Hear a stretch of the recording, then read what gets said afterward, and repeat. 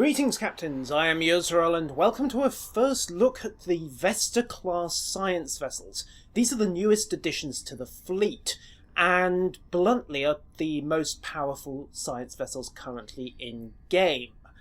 Let's take a look at why, shall we? First off, the downside. If you want these ships individually, you are looking at 2,500 Zen each. If you have the Zen to burn, of course, there is a buy two get one free bundle, all three for 5,000 Zen. Yes, I went and bought all three. It's in a good cause, namely this video. As far as stats go, they have 10 console slots each, approximately 28,000 hull, and are fairly middle of the road for science vessels, with a couple of notable exceptions. Now, the 10th console slot depends on which version of the vessel you get. If you get the Strategic Explorer, the engineering version, you get a third engineering console. The science version, the surveillance, gets you a fifth science console. And of course, the reconnaissance, the tactical version, surprise, surprise, you get a fourth tactical console. The only other differences between the classes are the special console you get. So, for the reconnaissance, the tactical version, you get the quantum field focus controller. Or to put it another way, turn the deflector dish into the biggest zogging gun you've seen since the Galaxy X came out. Yeah. Turns the deflector dish into a giant phaser that fires for 12 seconds and does quite a remarkable amount of damage once you stat it up, and puts a decent wodge of auxiliary power behind it. The Surveillance Explorer instead comes with the Fermion Transceiver. This essentially allows you to run an AoE heal and shield regen that affects you and anyone else within a small distance, and is nasty enough in its way, considering that this allows you to more or less counter most AoE attacks and just laugh at anybody who decides to spam fire at will or torpedo spread. And the Strategic Explorer actually has the most interesting console, the Graviton Shield. This repels torpedoes, reflects kinetic damage up to half the baseline damage. So if you get smacked by a high yield torpedo, huzzah! Half of that's going back, half of it before resistances, I would add. Then your armour applies. So it's very, very nasty. It also makes you immune to gravity wells, just as a little burst on top. Oh, and you can use it to ram. So if somebody decides to get things like mines or fighters or tricobalt devices close by, well, it ain't gonna work. Numbers-wise, it's fairly middle of the road for the fleet vessels. Base hull 27.9k, shield modifier 1.35, 3 weapons fore and aft, which is what you'd expect of a science vessel. Crew of 750, that is high. Most science vessels have a crew of 1 to 300. Base turn 12 is average for the line. Some science vessels, particularly the Equinox and the Novas, can turn much faster than that at 15 degrees a second. Device slots 3, fairly typical. Hangar Bay 1, of course, is unique. It is one of the Vesta's big advantages. But as far as raw durability goes, it's actually outclassed by, for example, the Fleet Intrepid, which has thicker shields, admittedly only 0.08 thicker, and a somewhat tougher hull. Of course, you lose the bridge officer flexibility. Those stations are now locked over to science mode. And you have less crew, so perhaps a trade-off not worth making. Cryptic have made the Vespa a very powerful ship, and certainly the best in its class, but they've not gone too over the line with this. At least not as far as the base numbers go. The actual consoles themselves, well, we'll get into space and have a look at what happens once you start factoring in skills and such like. But those are the raw numbers that you can see there. I mean, 808.2 per second for 12 seconds, that's not too outrageous. 10,000...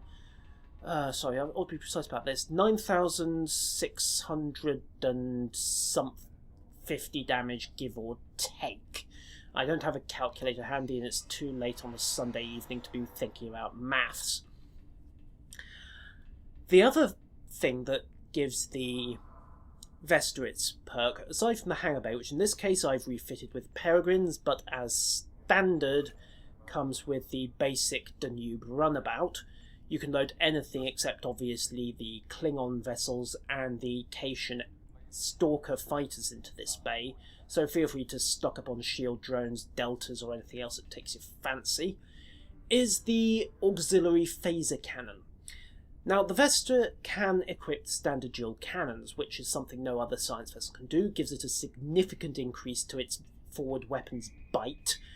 However, these cannons are a little unique. Not only do they have a very desirable set of modifiers, double accuracy and a damage increase, they also run off your auxiliary power rather than your weapon power.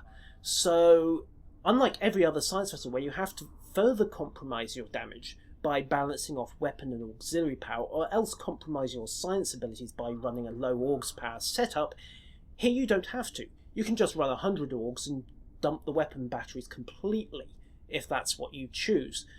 As a side note to round out the loadout here, obviously I've taken the reconnaissance version, stacked it up on phaser consoles, as you do, brought console out of habit, got the capacitance cell from the Gladius frigate in there, mostly because there are so many scenarios in Seasons 7 and 6 where the ability to jump from one fight to the other in a hurry is really useful. Single beam array aft so I can still make use of the target subsystem attacks. Torpedo launcher for giggles out to 10 kilometers. Yes, that's the wide angle from the Regent. To be honest, that was a toss of a coin decision. I almost put a tricobalt torpedo instead, just to give me a bit of, hey, you know what, guys, have a little going away present, on top of course, a tricobalt mine. As far as bridge setup goes for here, well, you can pretty much see what I've done. Commander Science, Gravity Well, Tractor Repulsors, Transfer Shields, my usual balance of skills, it has to be said, good mix of repair and defensive abilities, with the Lieutenant Commander given over to Tactical to get the most out of the cannons, Polarized Hull just to counter off any tractor beams. We're still fighting the Borg and they're remarkably tractor happy at times, and of course Torpedo High Yield, which I'd have replaced with Spread if I decided to take the Tricobalt Strike, and Dispersal Pattern Beta just to get double mileage out of the Tricobalt mines. As far as appearances go, well, let's load up the standard Rademacher first. I have spent the last 5 days, give or take, looking at these ships. Hello Bajin, welcome to 12th Fleet. I have spent the last few days looking at these ships and deciding, or rather trying to work out why I instantly decided I didn't much care for the looks. Now, admittedly, it's more of a meh reaction, as opposed to the dear god that's hideous I had with the Chimera. But, yeah, I'm not entirely sold on the Vesta's line. The Rademacher is, to my eyes, the least offensive of the bunch, although the part of me that values form over function is looking at this little lip at the runoff from the shuttle bay and thinking, I wonder how many accidents they've had trying to launch shuttles in a hurry from that bay. I also have to note that the glow at the nacelles here kind of looks to me like it ought to be animated. It isn't, and that strikes me as a bit of a missed opportunity. It has that swirly look that to my eyes makes me think it ought to be moving. I also don't much care for the pale blue paint job, but fortunately that is easily fixed.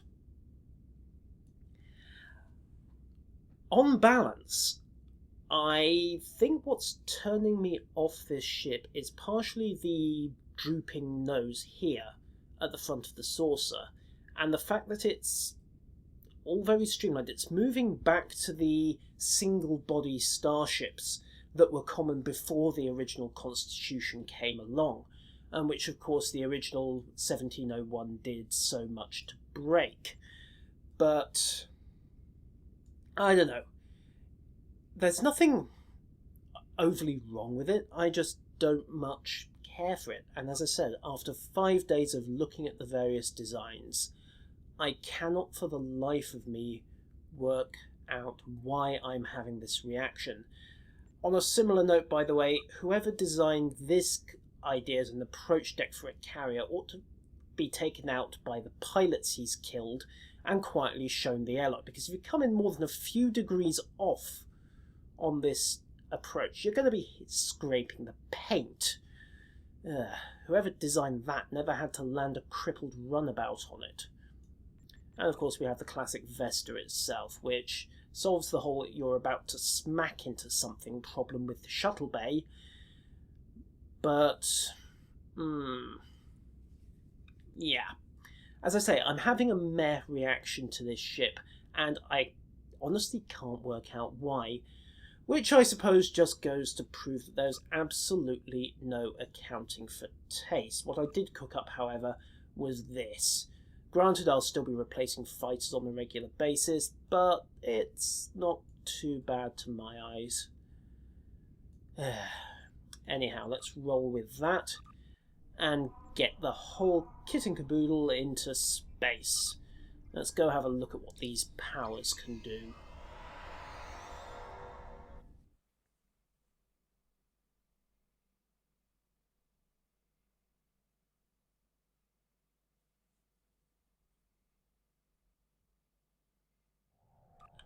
The reason, of course, for not simply going with the console numbers is that the consoles themselves never ever take account of things like captain skills and power levels. So let's dump out and reset power. You can see I've got weapons at 25, shields at 25, engines 50, orgs up to 100. We'll see what the M power comes out as once everything is settled. 109, 124. Right, so not actually capped, but near as. So first thing I suppose has to be the auxiliary phaser cannons. So you can see here 1256 DPS. If I yoink the weapon power back, watch the numbers drop.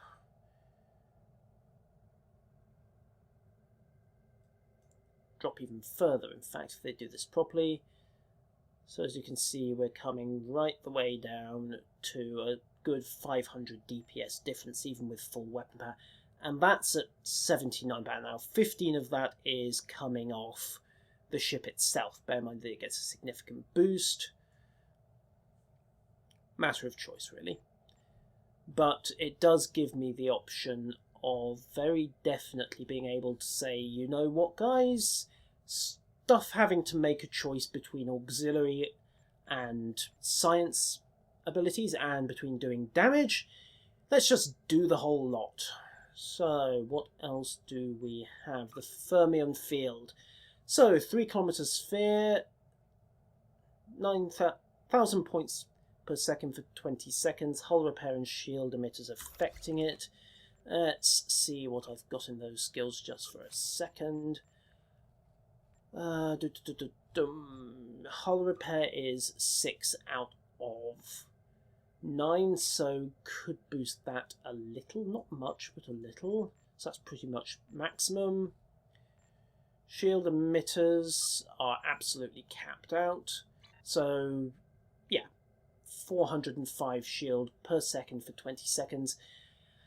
Depending on how that splits between the facings, I have a suspicion it may be to each facing. That is not too far off a complete regeneration of your shields, which is fairly potent.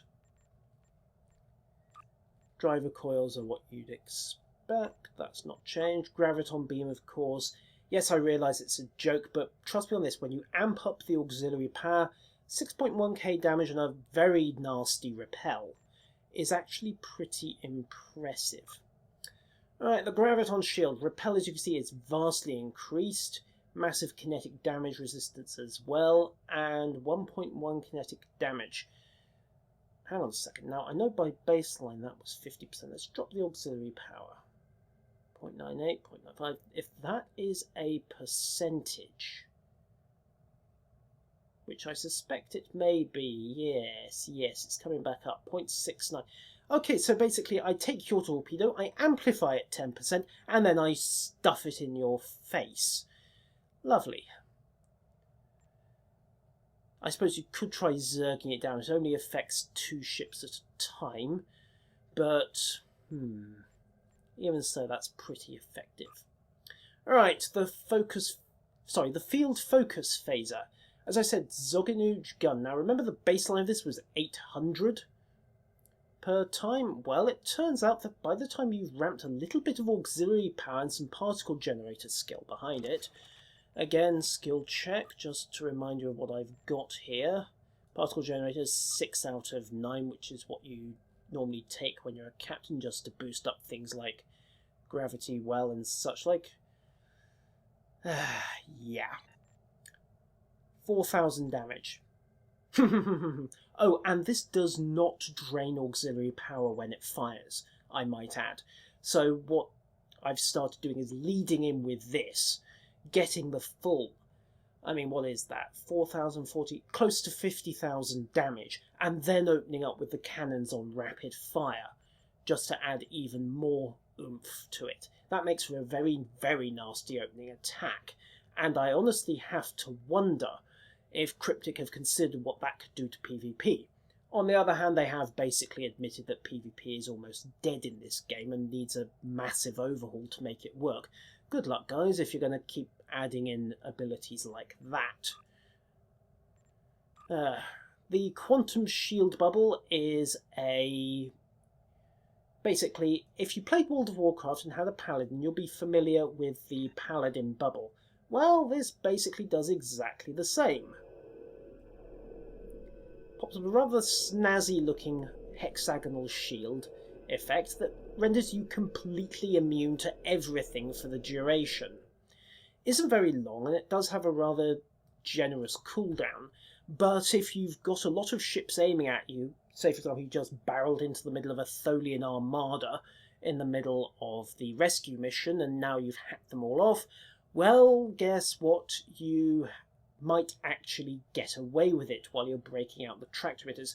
You can't fire your weapons while you're using the shield bubble, but you do have the option of launching your various fighters and using basically every other ability you've got, so long as it isn't a weapon. That is the only restriction you have. Of course, we also have the Graviton shield. Here we go, multi-dimensional Graviton shield. May as well show you what that looks like. Big purple bubble. Anything coming within that that's hostile is going to get a punch in the face. It's that simple. Let me see, what else do we have by way of fun things? Obviously the usual target auxiliary subsystems, as you would expect. Tricobalt mine is there. The other perk, the 2-set bonus, is the integrated slipstream. Essentially it bumps you up to warp 25 minimum, and then it amps you up again depending on your driver coils. So I've no idea what the current speed limit is, but you're probably breaking it. And you can turn, well, it's not great, but at least you can adjust your course on the fly a little more than normal. So, that's essentially as it stands. Right, let's get this thing into a fight and see how it actually does. I'm sure you will recognise Infected Space Elite. Leading with the focus phaser, you can see that range doesn't seem to affect the damage output all that much, although firing the auxiliary cannon and draining Orc's power as a result does reduce the damage slightly. As a side note, phaser relays boost both of these weapons, but that isn't really much of a surprise. Skidding out of the evasive, bringing the cannon to bear for a second run, and the Tricobalt mines do their thing. I don't know if anyone still considers mines a joke, but there's a punchline if you're looking for one.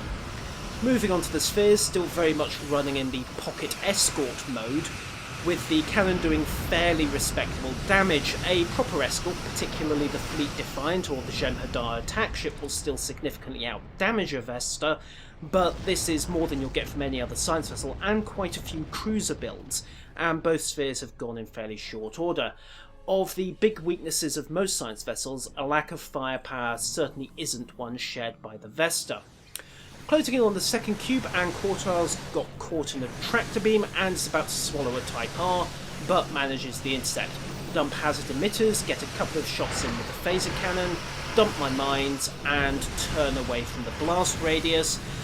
Any other ship, of course, I'd have had to be juggling weapon power and auxiliary power to get that kind of result, but not in the Vesta.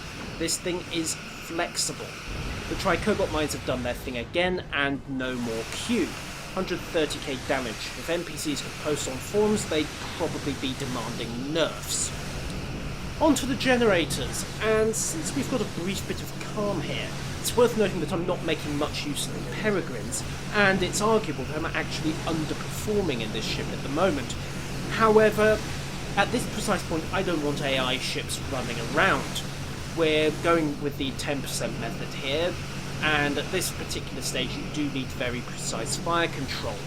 It's also apparent that auxiliary cannon are just as sensitive to range as normal cannon, which is perfectly reasonable. They're still phaser cannon after all, just plugged into a different weapon socket.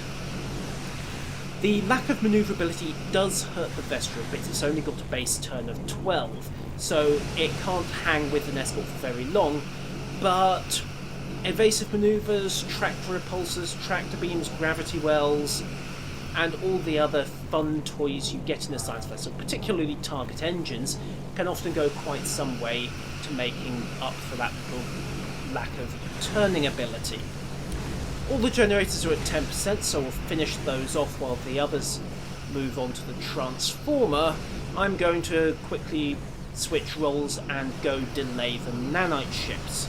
Yes, my transformer was the last one to blow. That's me missing a trick, and A, not being closer, and B, making use of either the graviton beam or the Tri-Cobalt mines for a bit of extra punch.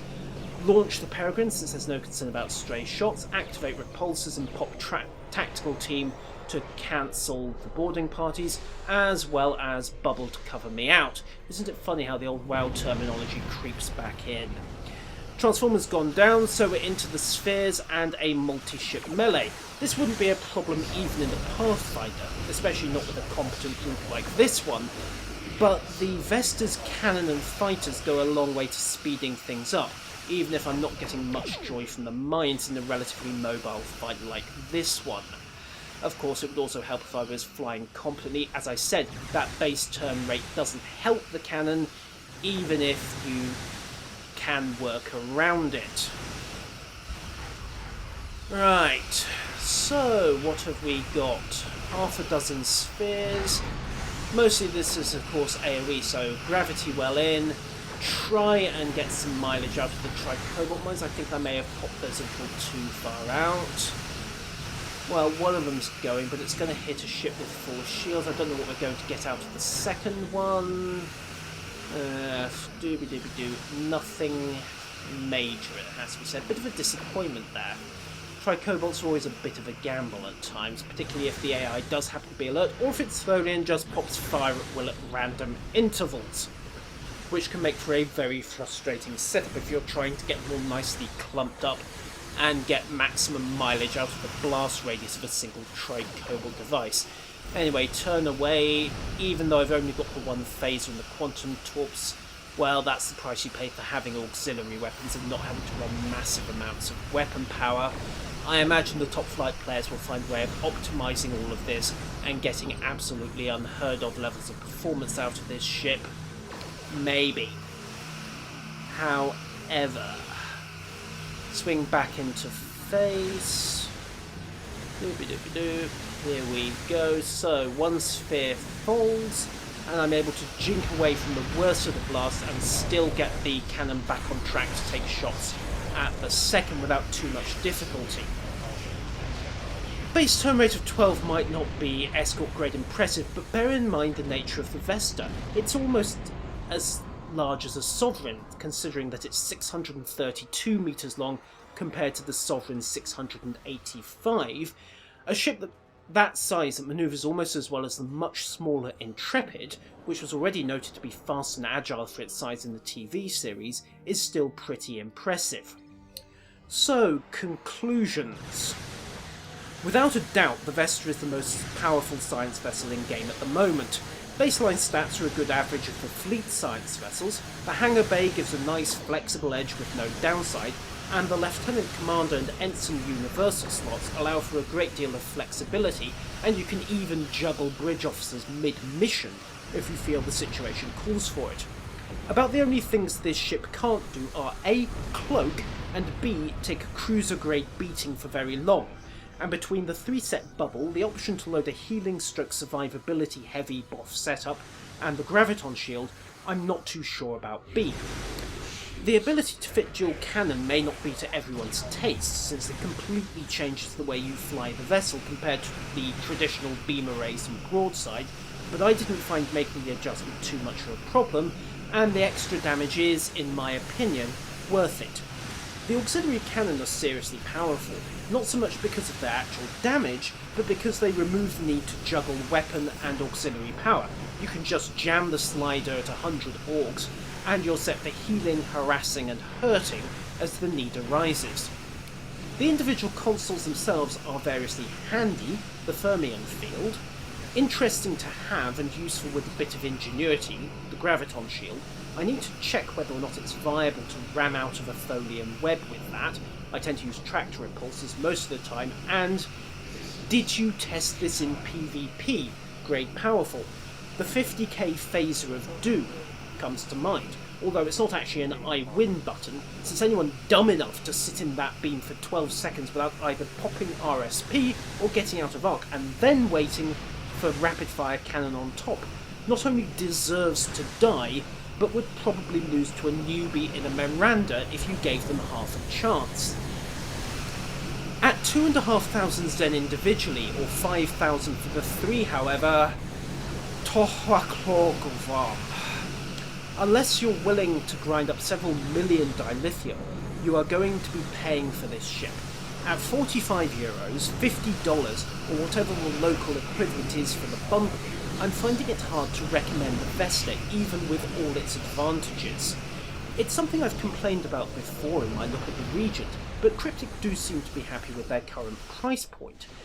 I can't help but think, though, that they'd make more money if they cut their prices significantly, and I'll note that I consider $50, nearly the total price of a AAA title, for 3 ships to be at least double what I'm happy to pay for a bundle like this one.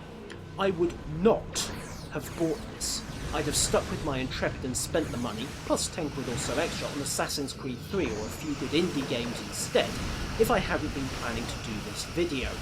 And even then, I had some serious second thoughts, while this patch was on Tribble. On a similar note, it'll be interesting to see how much money the Steam Runner bundle made Cryptic at its initial $10 midweek price, rather than the current $25, and if that represented a toe-in-the-water experiment for them and Perfect World as far as lower prices go. Overall though, if you have $25 or the equivalent in dilithium to burn, and want a science vessel with a serious quantity of teeth, then buy the reconnaissance variant. If you really want to throw money at Cryptic and want the best science vessel available right now, buy the 3-pack. However, I would hang off for the moment, since there are better things to spend the money on, like whole other games for heaven's sake. And there's always the hope that Cryptic will either have a sale or even permanently cut their prices. Of course, hope is indeed the first step on the road to disappointment, and if that isn't a rule of acquisition, it ought to be. My name is Yuzrul, those have been my thoughts so far on the Vesta MMSVs, and until next time, farewell.